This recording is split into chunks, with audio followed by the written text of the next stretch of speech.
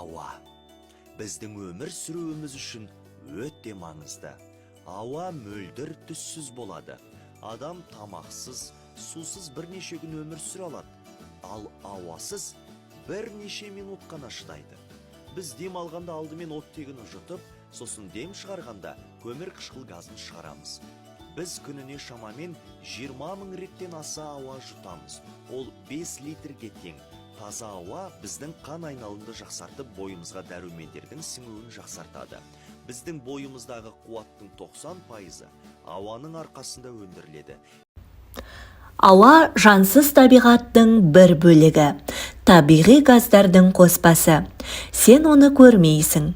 Ол мөлдір әрі түссіз. Ауа бүкіл бос кеңістікті, әрбір саңылауды толтырады. Оның дәмі де, иісі де жоқ.